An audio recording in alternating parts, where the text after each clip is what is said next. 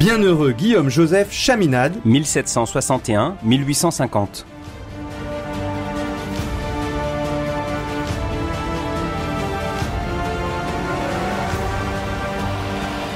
Au début du 19e siècle, le bienheureux père Guillaume-Joseph Chaminade, désireux de rechristianiser la France, fonde la famille marianiste. Il donne pour mot d'ordre missionnaire à ses disciples les paroles même dans l'évangile de Marie aux serviteurs de Cana. Faites tout ce qu'il vous dira. De mai 2016 à janvier 2018, la grande famille marianiste, près de 8000 personnes établies sur les 5 continents, dans plus de 30 pays, ont fêté le bicentenaire, les 200 ans, de la fondation des Filles de Marie Immaculée en 1816 et de la Société de Marie en 1817. Prêtre périgourdin, considéré comme le saint de Bordeaux, le bienheureux Chaminade est véritablement l'un de ces phares qui éclairent le chemin de l'Église de France au lendemain de la Révolution française. Dans ce premier épisode des Pèlerins de Dieu à la découverte du bienheureux Guillaume-Joseph Chaminade, plongez avec nous dans ces temps troublés de la seconde moitié du XVIIIe siècle et de la France révolutionnaire, où un jeune prêtre de 24 ans mesure dans sa propre vie les difficultés et les risques d'une fidélité au Christ et à son Église.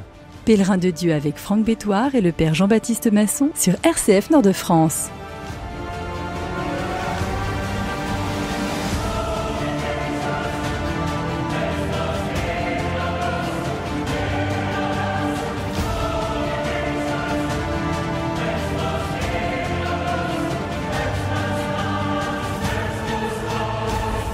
Le bienheureux Guillaume-Joseph Chaminade, né en 1761, en plein dans ce siècle qu'on a appelé des Lumières, le XVIIIe siècle, et qui est le siècle des philosophes, Voltaire, Rousseau, Montesquieu, et finalement pour comprendre ce grand évangélisateur, ce grand missionnaire du début du XIXe siècle, il faut replonger dans ce contexte d'anticléricalisme. Alors, avant la Révolution française, et ce sont les apports des historiens, et je citerai la très belle réflexion d'un historien émérite décédé il y a quelque temps, Gérard Cholvy, qui nous explique que l'anticléricalisme et la déchristianisation ne commencent pas avec la Révolution française. Tout le monde se souvient dans ses cours de cette terreur qui a véritablement été une guerre ouverte contre l'Église de France. Mais les historiens ont repéré que finalement la révolution contre l'Église commençait bien avant la Révolution, car les dernières années du XVIIIe siècle sont placées sous le signe de ce que les historiens appellent le reflux.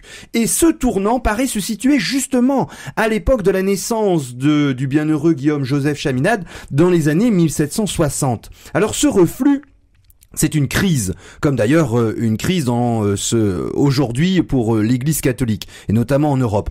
Cette crise d'ailleurs touche les élites dans cette deuxième moitié du XVIIIe siècle. Alors que les Lumières en Angleterre et dans le monde germanique restent chrétiennes, les philosophes restent chrétiens, en France un antichristianisme dans les élites gagne du terrain derrière la lutte contre le fanatisme et la superstition. Vous vous souvenez de Voltaire qui luttait contre le fanatisme, notamment chrétien, contre les protestants. On sait combien la religion d'une grande intellectuelle, d'une philosophe qui tenait des salons, comme par exemple Madame Roland, est éloignée du catholicisme. Imaginez, elle expliquait qu'elle sortait meilleure d'une messe, elle assistait à une messe, et elle expliquait que dans cette messe, il y avait un peuple imbécile, ce sont ces mots, qui étaient venus sans réflexion saluer un morceau de pain. Donc elle ne croyait absolument pas à la présence réelle, et elle avait un mépris énorme pour ce peuple, la piété populaire. Ce détachement progresse également tout d'abord dans les villes. À Bordeaux, où va rayonner le bienheureux Guillaume-Joseph Chaminade en 1772, donc bien avant la Révolution française, la proportion des non-pascalisants, c'est-à-dire qui ne viennent pas au moins une fois à la messe, à Pâques, s'élève à plus du quart, 25%. Et on est à la moitié, à 3 en 1787, et à Paris, dans les mêmes années, on a guère plus de 10% de personnes qui vont une fois simplement à la messe à Pâques. Et la philosophie a pénétré dans les ateliers des artisans. Quelques éléments, la suppression des jésuites a porté un rude coup au réseau des collèges, qui étaient aussi des centres d'émission. Et finalement, Tous les indicateurs concordent. Baisse des vocations, déclin des livres de piété, laïcisation des testaments, on ne parle pas de Jésus dans les testaments, et la montée des naissances illégitimes. Tout va s'effondrer comme un château de cartes. La révolution va être révélateur tout à la fois de ceux qui n'attendaient qu'une secousse pour disparaître et de ceux qui, sous l'effet de la persécution, n'attendaient qu'une occasion pour témoigner d'une vitalité retrempée dans l'épreuve, et ça va être le cas avec le bienheureux Guillaume-Joseph Chaminade. Alors, on est dans le milieu périgourdin, donc à Périgueux. Les deux parents de Guillaume-Joseph sont de cette ville, un milieu qu'on qualifie à la fois de rigoureux et en même temps chaleureux. Donc il y a ces vers qui le disent: dur pour les ingrats, tout cœur pour les amis, épée contre les ennemis. Si vous êtes ces trois choses à la fois, sûrement vous êtes de Périgueux. Alors cette famille, c'est une famille de commerçants et d'artisans. Alors la mère est également de Périgueux, et donc il y a une particularité intéressante dans sa famille, c'est que son grand-père était protestant huguenot, d'une famille qui était revenue, donc qui avait dû s'exiler, qui était revenue ensuite en France et donc convertie au catholicisme. Mais certainement, on voit sur Guillaume-Joseph, il y a eu une empreinte, une certaine ouverture, une certaine douceur dans le ton vis-à-vis des protestants, même s'il y avait un profond attachement à l'Église catholique. Alors le couple a eu 14 enfants, 14 enfants dont les 4 garçons survivants sont devenus prêtres. 7 de ces 14 enfants sont décédés en bas âge. Et donc il restait 4 garçons et 3 filles survivants.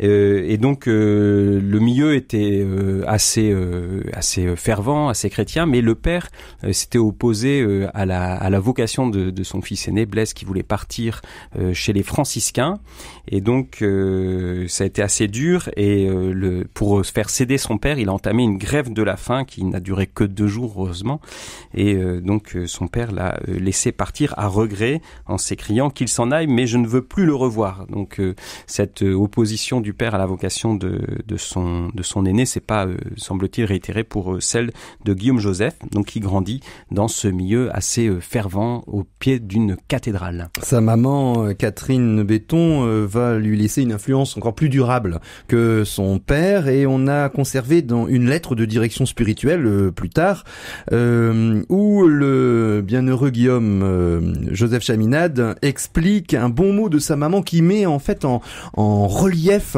la force, le courage, face aux petits efforts de la vie de tous les jours. Il explique, donc je cite le bienheureux: je pourrais vous dire ce que me dit un jour ma défunte mère dans mon enfance pour vaincre la résistance que j'opposais sans doute à me laisser laver et peigner. Il faut, me disait-elle, et il en a un souvenir important, qu'il en coûte pour être joli. Et puis un autre mot également de sa mère sur la gratitude.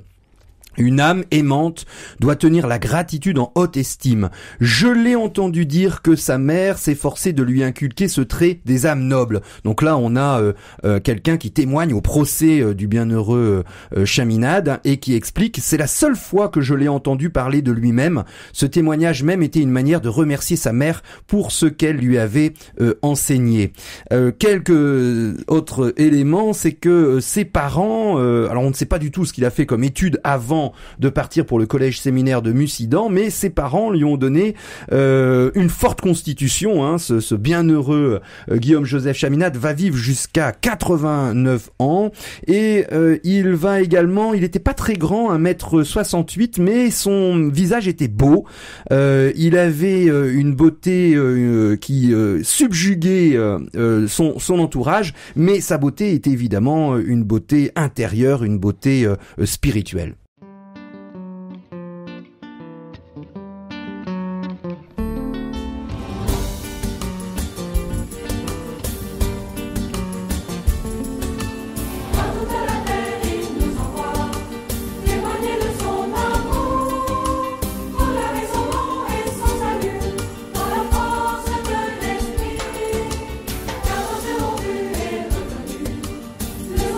Ressuscité,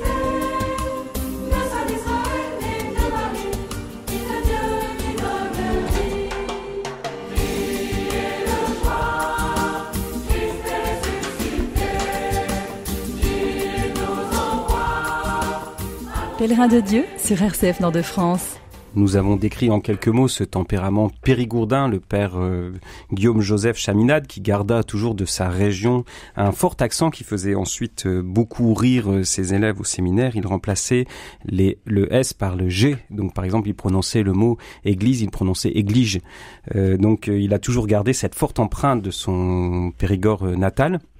Alors, donc c'est vers l'âge de 10 ans qu'on connaît peu de choses de sa petite enfance, mais vers l'âge de 10 ans, il part à Mussidan, donc une école séminaire, dans laquelle va revenir son grand frère Jean-Baptiste Chaminade, qui était un de ses frères prêtres, un prêtre aîné, qui a d'abord été chez les jésuites à un moment où la compagnie de Jésus a été supprimée en France par le roi.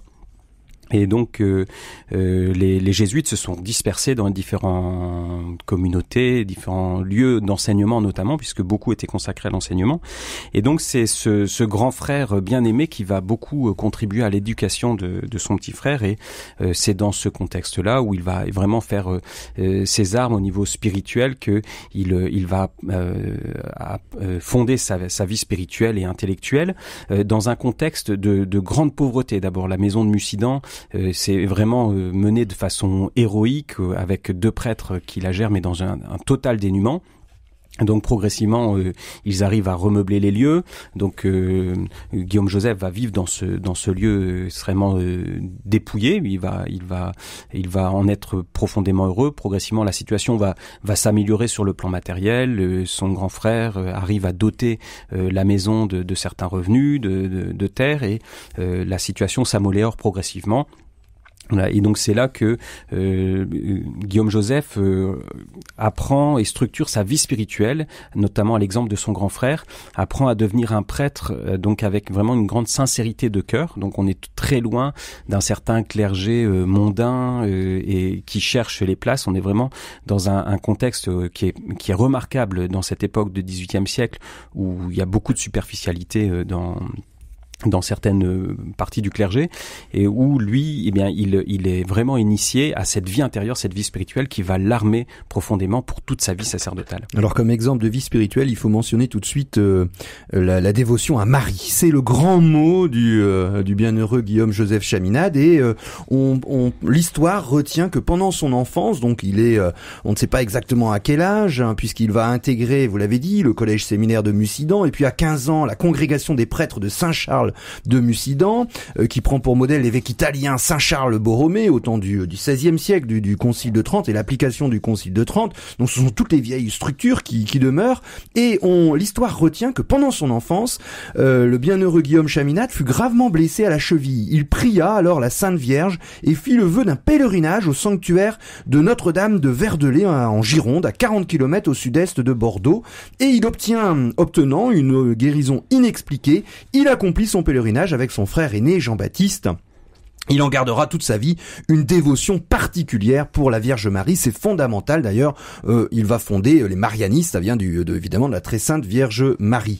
Alors, il va être ordonné prêtre à 24 ans en 1785, et puis il va devenir l'économe du collège Saint-Charles, qui atteint une grande prospérité, la réputation s'étend à toute la région, et on a conservé quelques extraits où il s'ennuyait quand même un petit peu, mais il expliquait qu'il fallait beaucoup d'ordre et d'exactitude et ne pas se laisser préoccuper. Il a fait ce métier de syndic, c'est-à-dire d'aller rechercher les étoffes, la mercerie, le ravitaillement pour tout ce groupement scolaire et de séminaire pendant 16 à 17 années de sa vie, jusqu'au moment où évidemment les troubles révolutionnaires vont arriver jusqu'au sud de la France. Il va être également chargé à la fin de l'aumônerie de l'hôpital, et il va devoir revenir à Bordeaux, où s'annonce une nouvelle page de sa vie, c'est l'héroïsme d'un prêtre sous la Révolution française. Il faut bien comprendre que cette période extrêmement troublée pour le pays et le clergé en particulier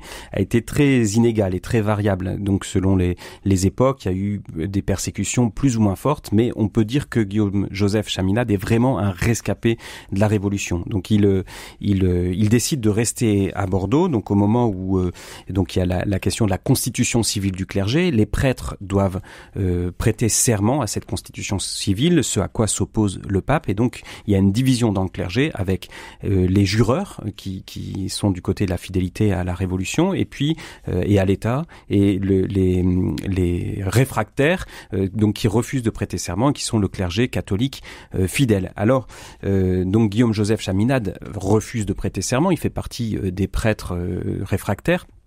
Mais il va réussir à rester sur place, il choisit de ne pas s'exiler et il va continuer à exercer son ministère. Donc évidemment les prêtres réfractaires n'ont pas le droit aux grandes paroisses donc établies qui ont pignon sur rue, mais il y a des oratoires qui sont fondés, des petites chapelles donc qui sont extrêmement nombreuses dans Bordeaux et il les anime dans une semi-clandestinité. On constate qu'au début de la Révolution, il continue d'agir sans trop se cacher. Il signe même des contrats avec son titre de docteur en théologie. Et puis progressivement, la situation se faisant plus difficile, eh bien, il entre dans une plus grande clandestinité. Et donc, il exerce ce ministère de façon tout à fait courageuse et héroïque, et il apprend à se dissimuler comme il faut pour pouvoir continuer à faire du bien et à faire vivre cette Église, donc qui reste extrêmement vivante dans un contexte où il y a, malgré les persécutions de la Révolution, quand même un fort soutien de la population.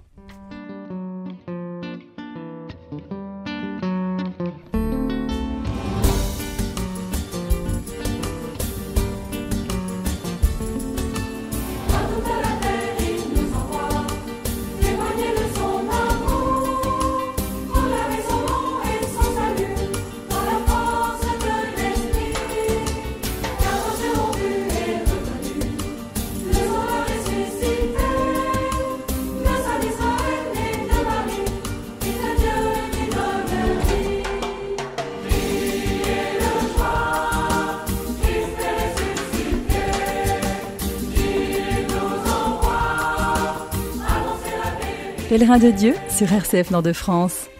Christ est ressuscité, annoncez-le. Alors à Bordeaux, pendant la Révolution française, on pouvait absolument pas le faire et le bienheureux Guillaume-Joseph Chaminade va se déguiser en rétameur et puis parcourir les rues et les ruelles de Bordeaux en criant « Chaudron, chaudron », tout en poursuivant son ministère de prêtre. Il a une trentaine, il a 30 ans, enfin un peu plus de 30 ans, c'est dans ces années-là.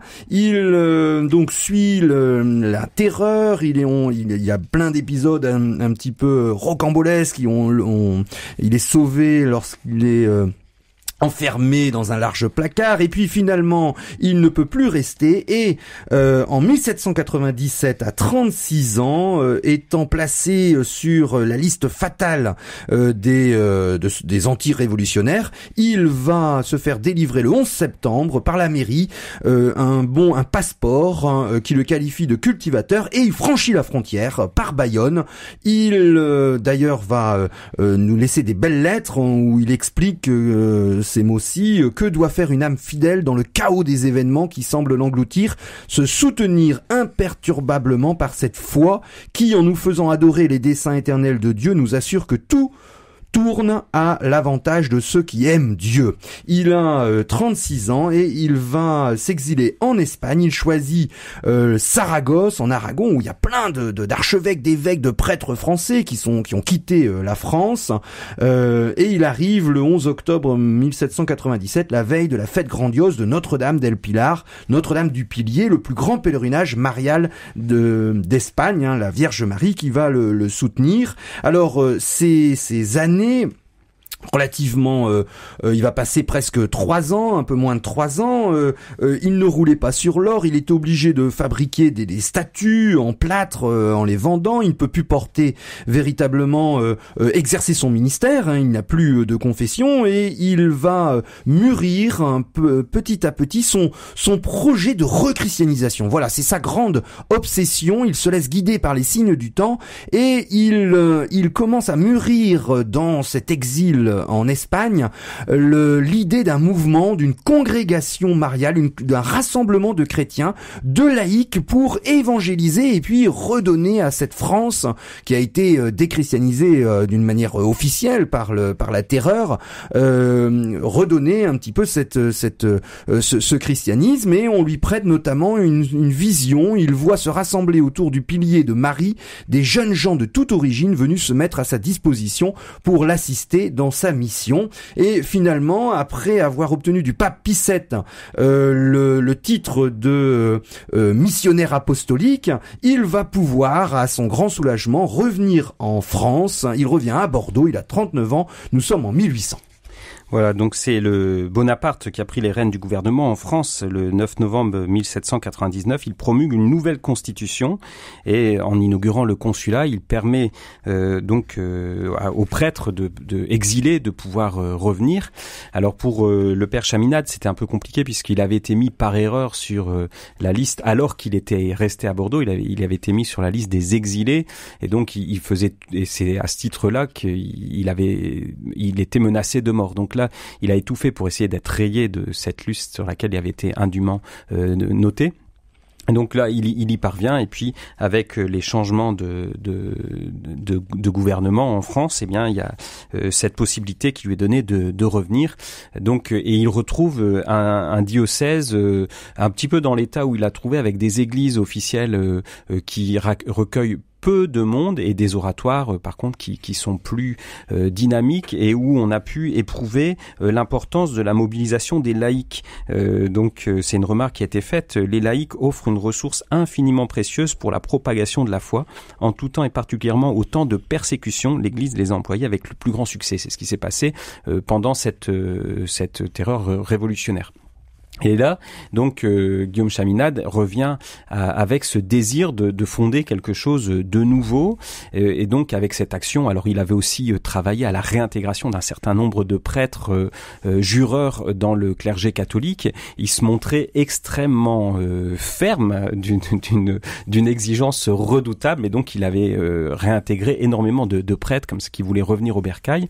Et donc, il va travailler en revenant dès 1800 à reconstruire cette église. Il est nommé administrateur du diocèse de Bazas, mais ce qui travaille son cœur, son désir, c'est de fonder une œuvre nouvelle qui permette de reconstruire l'église sur Bordeaux. Oui, son idée, c'est dans cette société issue de la Révolution, déchristianisée, il fallait en fait créer une sorte de petite élite chrétienne qui allait réévangéliser peu à peu par contagion. C'est pour ça, c'est laïque, c'est et dans toutes les conditions sociales.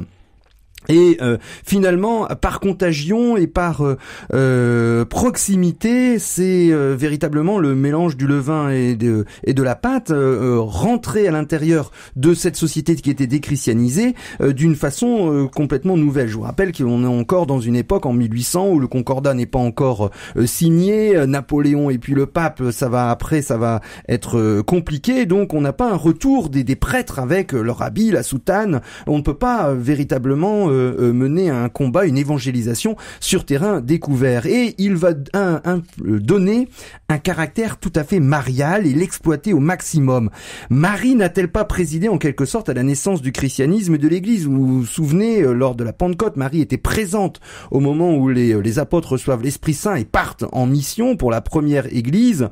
Et il a aussi cette espérance de Marie qui est terrible aux démons, comme une armée rangée en bataille. Et là, c'est tout à fait à la fin des temps, selon l'Apocalypse, c'est Marie qui gagnera le combat final contre les forces du mal. Et finalement, eh bien, il va fonder en 1801 une première congrégation où notamment le 2 février, après 2 mois de réflexion et de préparation, on a 12 personnes qui vont faire les promesses suivantes. Moi, suivi du nom de baptême, serviteur de Dieu et enfant de la Sainte Église catholique, apostolique et romaine, je me donne et me dédie au culte de l'Immaculée Conception de la Très Sainte Vierge Marie. Je promets de l'honorer et de la faire honorer autant qu'il dépendra de moi comme mère de la jeunesse. Ainsi, Dieu me soit en aide et de ses saints évangiles. Et ils vont recevoir chacun un ruban blanc en guise d'habit marial et la bénédiction de l'Église pour véritablement redonner à cette France de l'après-révolution française une inspiration, un esprit saint pour que le christianisme se diffuse une nouvelle fois sur ces terres.